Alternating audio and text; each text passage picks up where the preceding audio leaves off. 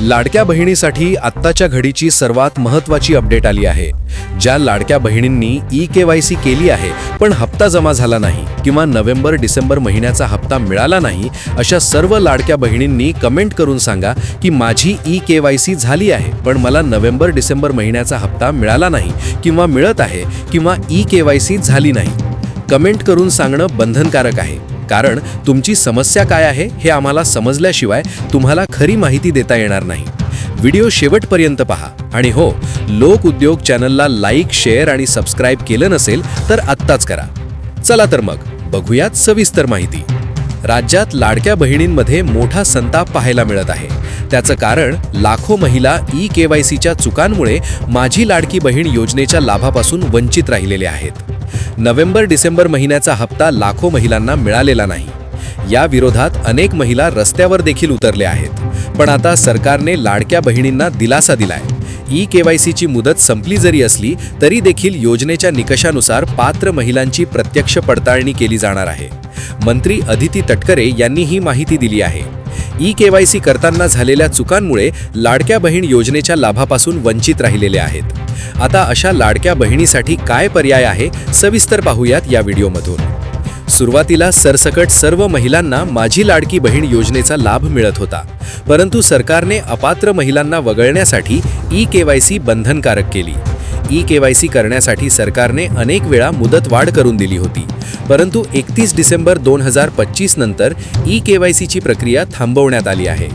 त्यामुळे आता जानेवारी महिन्यात ई-केवायसी न झालेल्या महिलांचा हप्ता रोखण्यात आला आहे। त्यामुळे लाखो महिलांमध्ये नाराजी दिसून आली आहे। नोव्हेंबर-डिसेंबर महिन्याचा हप्ता न मिळाल्यामुळे अनेक महिलांनी सरकारकडे तक्रार केली आहे। जिल्हाधिकारी कार्यालयावर मोर्चा काढण्यात आला, तर काही ठिकाणी महिला रस्त्यावर उतरल्या। ई-केवायसी करताना चुकीचा पर्याय निवडण्यात आला असं महिलांचं म्हणणं आहे। अखेर या तक्रारीची सरकारने दखल घेतली आहे। महिला आणि बाल कल्याण मंत्री अदिती तटकरे यांनी महिलांना दिलासा दिला आहे। अंगणवाडी सेविकांच्या माध्यमातून लाडक्या बहिणींची प्रत्यक्ष पडताळणी केली जाणार आहे। त्या अगोदर अदिती तटकरे यांनी ट्विट करत काय माहिती दिली आहे ते पाहू। मंत्री अदिती तटकरे यांनी आपल्या पोस्टमध्ये म्हटलं आहे की महाराष्ट्रातील महिलांच्या आर्थिक सक्षमीकरणासाठी, त्यांच्या आरोग्य व पोषणामध्ये सुधारणा करण्यासाठी मुख्यमंत्री माझी लाडकी बहीण योजना राबविण्यात येत आहे। या योजनेच्या प्रभावी अंमलबजावणीसाठी सर्व लाभार्थ्यांना दिनांक 31 डिसेंबर 2025 पर्यंत ई-केवायसी करण्याची संधी दिली गेली होती। तथापि काही कारणास्तव ई-केवायसी करताना चुकीचा पर्याय निवडण्याची बाब निदर्शनास आली आहे। म्हणूनच योजनेच्या निकषानुसार या लाभार्थी महिलांची क्षेत्रीय स्तरावर अंगणवाडी सेविकांमार्फत प्रत्यक्ष पडताळणी करण्याच्या सूचना राज्यातील सर्व जिल्हाधिकाऱ्यांना देण्यात आल्या आहेत, अशी माहिती मंत्री अदिती तटकरे यांनी पोस्टच्या माध्यमातून दिली आहे। अदिती तटकरे यांच्या आदेशानंतर ज्या लाडक्या बहिणींनी चुकीचा पर्याय निवडला होता त्याची आता पडताळणी होणार आहे, म्हणजे आता झालेल्या चुकीची दुरुस्ती करता येणार आहे।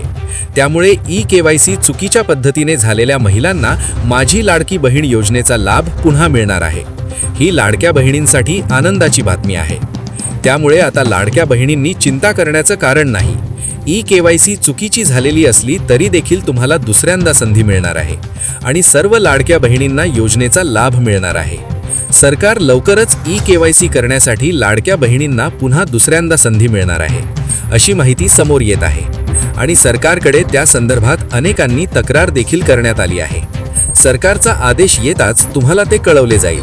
त्यासाठी लोक उद्योग चॅनलला लाईक, शेअर आणि सबस्क्राईब केलं नसेल तर आत्ताच करा। धन्यवाद।